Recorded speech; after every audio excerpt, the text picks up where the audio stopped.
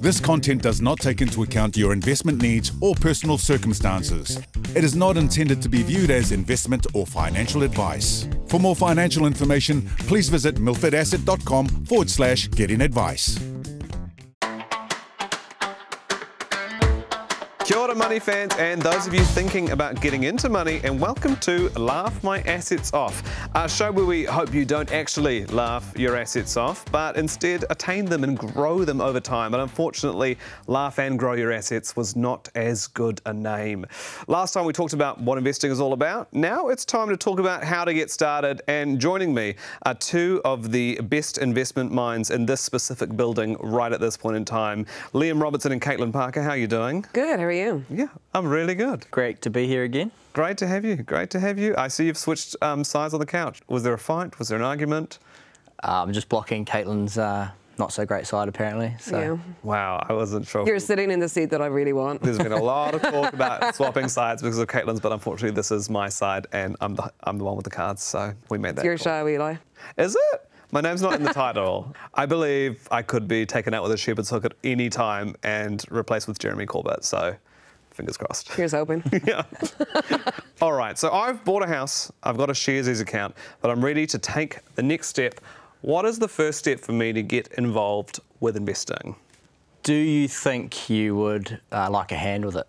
Or do you just want to plunge straight in by yourself? Well, I don't know. I did see a TikTok about investing in yourself, and I thought about doing that. But no, I think I actually do want to invest in something that could earn me money, and I know for a fact that I probably can't do it on my own, based on my personal experience so far. Fair enough. Well, I think the first step would be to speak with a financial advisor.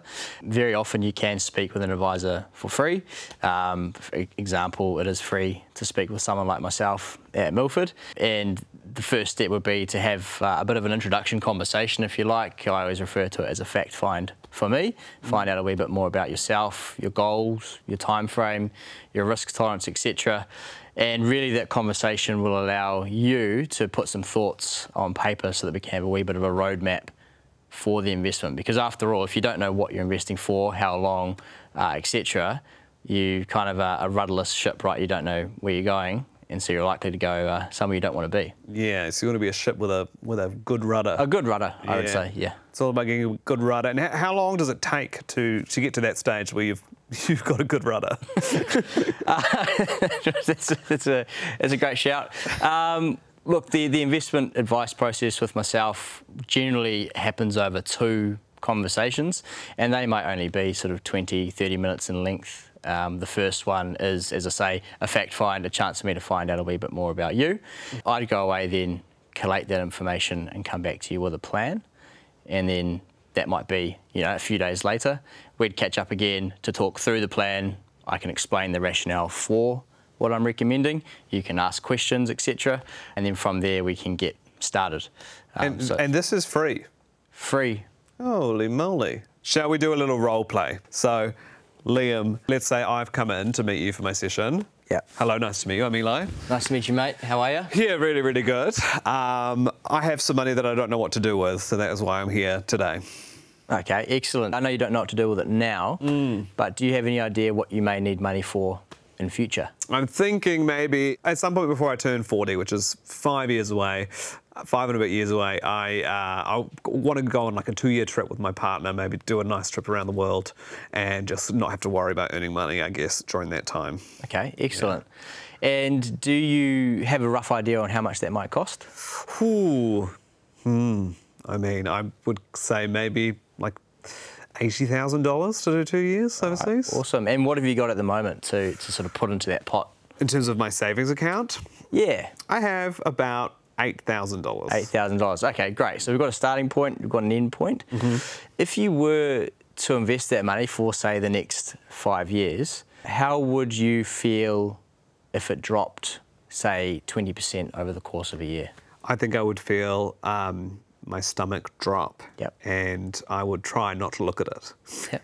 Yeah. No, fair enough. What about 10%? So, you got $8,000 in there. Let's call it 20,000 because we're building, we're trying to get towards 80. Yeah. $20,000 in there and it dropped 10%, 2,000. I think I'd feel a little bit more comfortable with that. I think I would see that as a natural thing that could happen. Yeah. And would you So bearing in mind that as well as having this money invested, we're also going to have to contribute some along the way. Because the investment returns, although I'd love them too, they're not going to get you all the way there by themselves.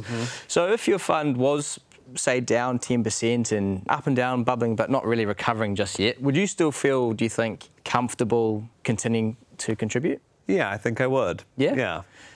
Do you have any sort of rationale for that, why you'd think that was a good idea? Well, I guess I just know that if it's sitting in my bank account, I will spend it on something. So it's the idea of putting it anywhere that it's not immediately accessible to me is probably good for me in terms of discipline. No, fair enough. It's also a good opportunity to buy sometimes, right, when markets are down, because as long as you're buying good quality assets, which is what we'd look to have within a fund that you invest in, you can be getting those assets on sale, so to speak. So that's another good way to kind of convince yourself to contribute when things are a bit more volatile. Yeah. Okay, great. So we've got an idea of what sort of downside tolerance you're comfortable with. What do you think you'd be able to contribute every month or quarter to the fund?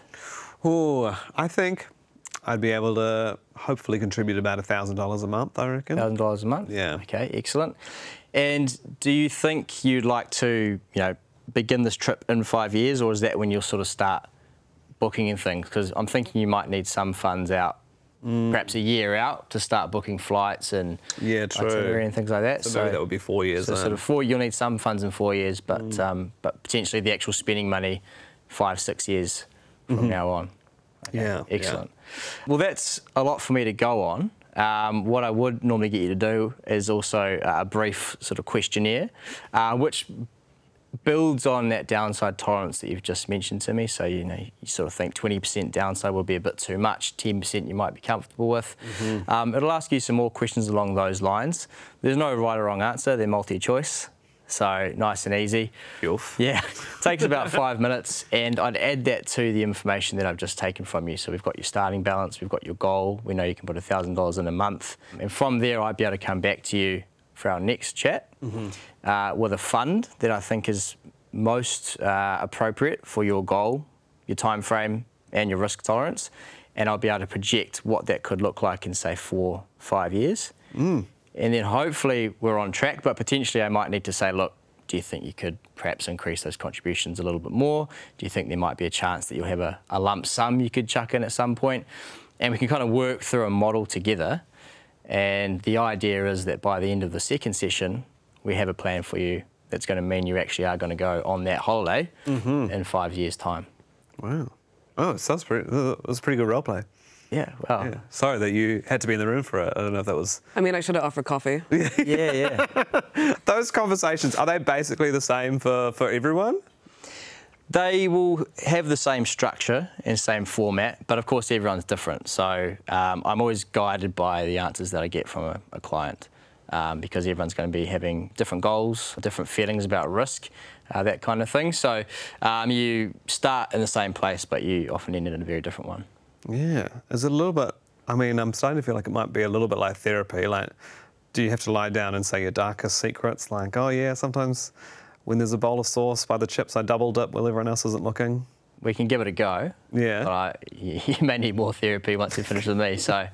I need therapy anyway, but I was like 2 free sessions. Sounds pretty good. Yeah, we'll start with that and see how we go.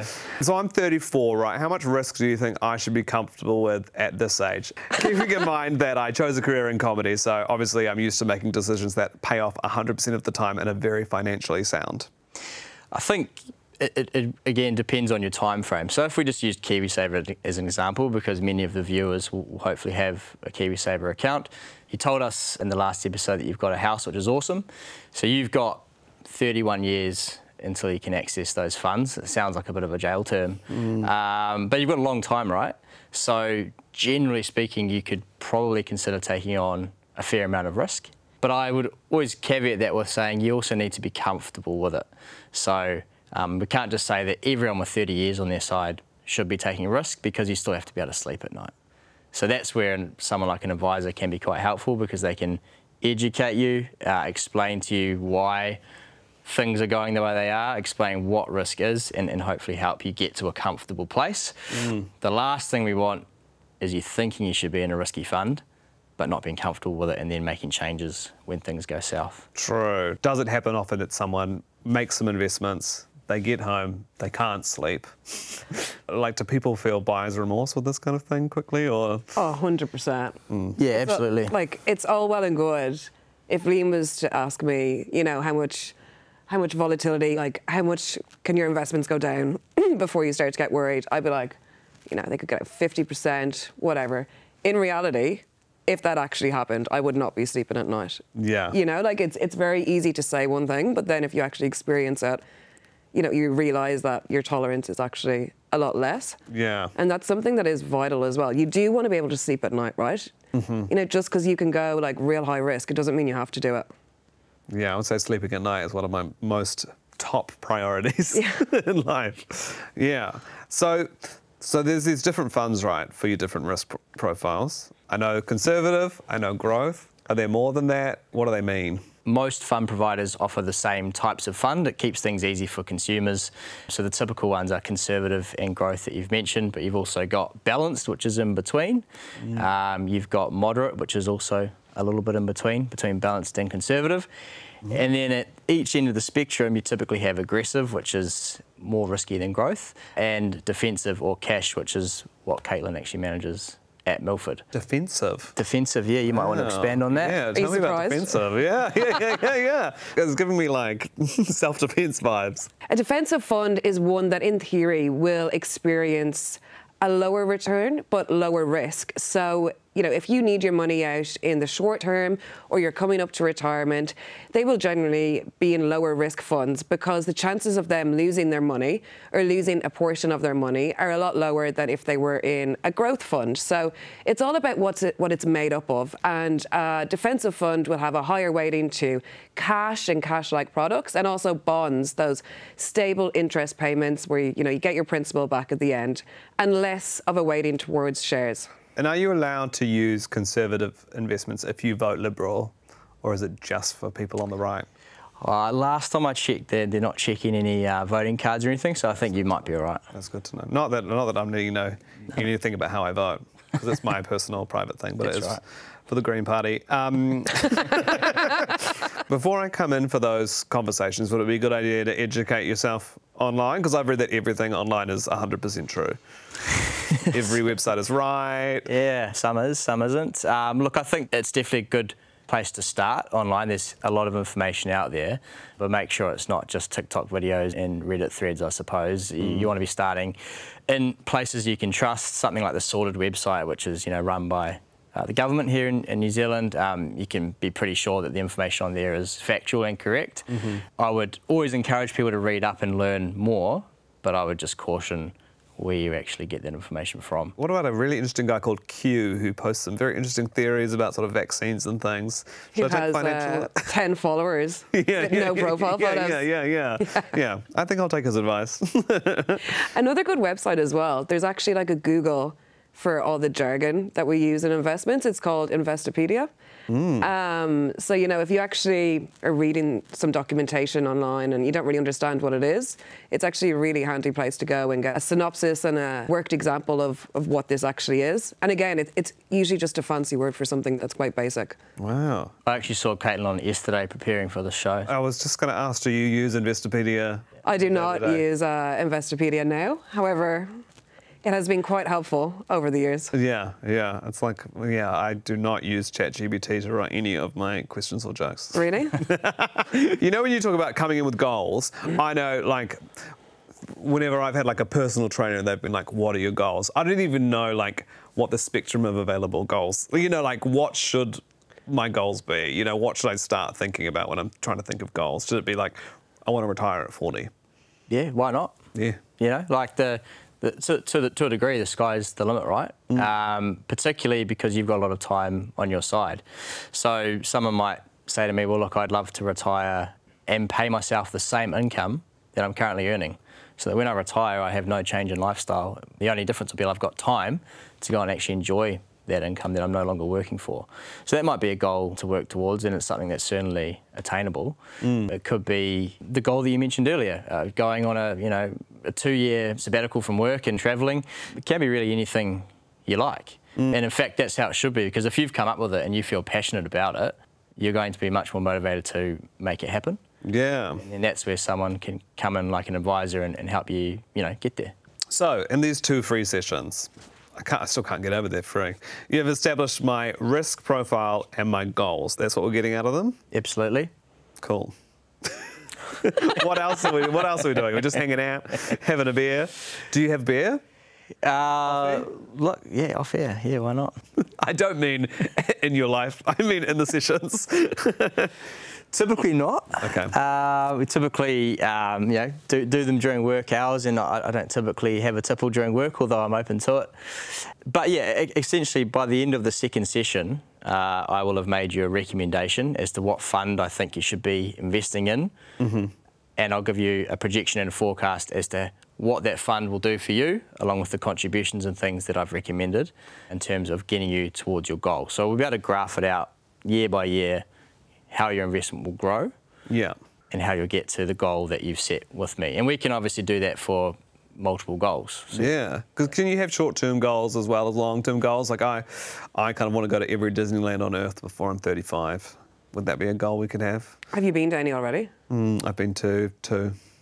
How many are there? Tokyo and LA. I think there's 7. Okay. Yeah. That could be a goal, but it might be more of a savings goal rather than an investing goal, because generally speaking, we don't typically recommend someone invests for any less than 3 years. Investing being putting money into markets, either share markets or bond markets, property markets, etc., because of the volatility associated with those investments. So if you're kind of saving for a holiday in the next year or 2, you may just be better off in cash. Yeah, but 3 years and beyond. Yeah, then you can start considering taking on some risk, and it might be something like a conservative fund for 3 or 4 years. And as your time frame builds, you can consider taking on more and more risk. So at that meeting, are you also going to tell me how much I should be putting in my KiwiSaver as well? Yeah, absolutely. And that will be goal dependent. The bigger your goal, the more you may need to contribute. So it'll be all encompassing. We'll talk about what you should be contributing, what kind of risk you should be taking, how those funds will accumulate. And also, if your goal was, for example, to pay yourself an income in retirement, we could then look at how your investment could decumulate in time, so how you could actually pay yourself from it in those later years of life, when you might want to go do all the railroad stations in the world or something like that. Yeah, and I will. So decumulate, that's just shaving off a little bit of cash. How often can you get the money out and put it in your bank? As often as you like. So for something like KiwiSaver, as soon as you turn 65, you fill out some paperwork, prove that you're 65, and then you let us know what you want us to do with the cash. We can keep it invested, we can give you a lump sum whenever you need it, or you can take it weekly, fortnightly on pension day. That's quite common. Yeah. The idea being that anything you don't need to spend remains invested and hopefully, still appreciating in value and beating inflation. And that will mean the money lasts longer for you in retirement as well. Nice. Okay, Liam, imagine a world where I'm time poor, and it's not true because I'm a comedian, so I'm literally doing nothing during many days, but I don't have much time to meet in person. Is there kind of a digital way to do this? Yeah, absolutely. We've got digital tools that can advise you on both KiwiSaver and investment funds. You might think, what's the difference? They're really the same thing, except if you invest in a KiwiSaver fund, that money is bound by the rules of KiwiSaver, i.e. first home withdrawal and retirement. You can't get the money out otherwise. Investment funds you can get out whenever you like. So you can step through that tool, it's free to use, and within 5 or 10 minutes you'll have a plan and a projection and a roadmap basically to get to your goal. It will tell you whether you're on track or off track. If you're off track, it will let you change some variables, i.e. extend your time frame, contribute more, things like that, to eventually get to a point where you've got a plan that is projected to work. As I say, you could do it on your way home from work or anything on the bus. It's 5 or 10 minutes, that's it. Really? Not while you're driving. Dangerous. Not while you're driving. Maybe in the back of an Uber. Back of an Uber's fine, yeah. That's a bit good. He was like, well, how's your day going? Oh, I'm just working out where to put 40 grand. Yeah, that's the one. That's the one. Well, thank you so much, team. I'm feeling like I'm learning so much. I'm like a one-man Investopedia over here. Caitlin, Liam, great role play. That was amazing. That's going to end up on OnlyFans, I reckon. Next time, we'll be talking about KiwiSaver. So many funds, so much to talk about. That's next time on Laugh My Assets Off.